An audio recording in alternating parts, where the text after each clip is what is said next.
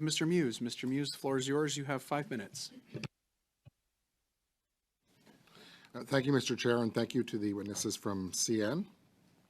So you indicated that you were in touch with the minister's office, but I'm curious to know, did you hear it all from the minister and when? Because we know that, reportedly it took 13 days to contact one of the airlines, 19 days for him to contact your rail counterparts at VIA, and he didn't contact either of the three largest airport authorities at all. So did you hear from the Minister of Transport himself, and if so, when?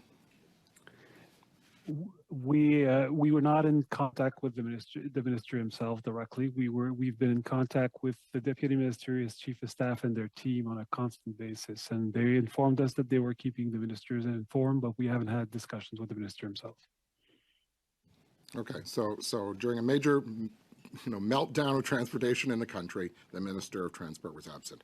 Okay, so you indicated you had some commentary about an hour of services limit, and we heard from testimony at the January 26th meeting from Transport Action Atlantic, and there was that particular witness was actually on train 14 that was scheduled to depart Montreal at 7 p.m. on December 23rd, and in his testimony he indicated that the train only made it as far as Rivière-du-Loup because they're informed the CN repair crews had reportedly called it quits for the day.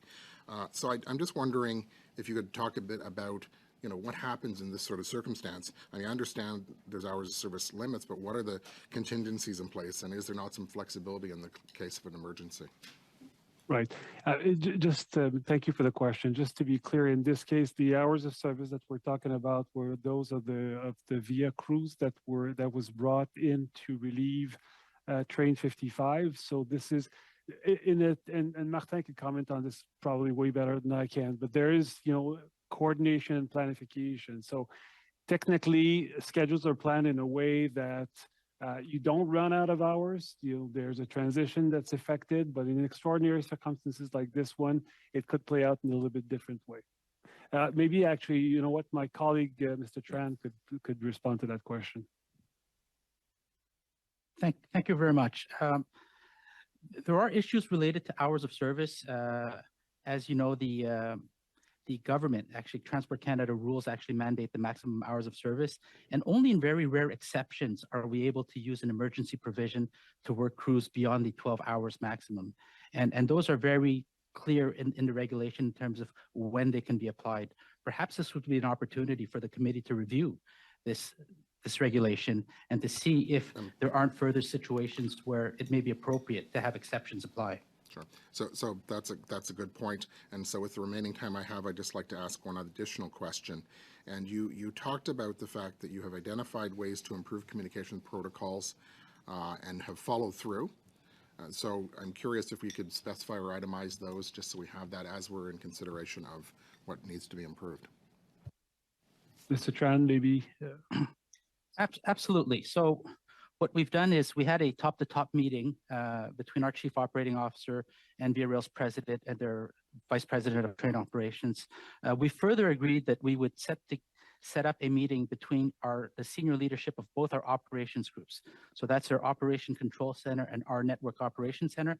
That meeting will take place later on this month. And what we will do is we will review all of the emergency protocols, as well as the escalation process that we use between the companies to make sure that the right people are communicating at the right time as these situations emerge.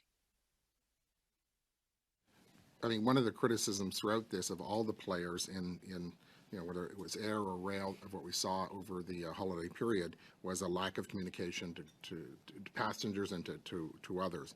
So, would you say, given what you said about communication protocols and the reviews you're going to make, that what has happened was acceptable?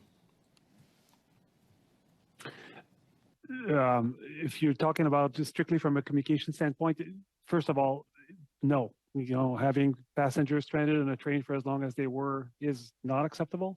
How we go about, improving our performance going forward, like you're asking specifically on communication. Like I said, and like Juan said, it's we want to make sure that there's one point of contact so that we avoid multiple messages and create chaos where there should be clarity. And I'm not saying there was, but there is an opportunity to do this better, and that's what we're focused on. And we did communicate, but like I said, it was an evolving situation. So our message evolved as well, and there's no doubt that there's, like I said, we're looking for opportunities to make sure that that message is streamlined, that there's one point of communication. Merci going forward beaucoup, when that happens. Monsieur Shook. Thank you very much, Mr. Muys.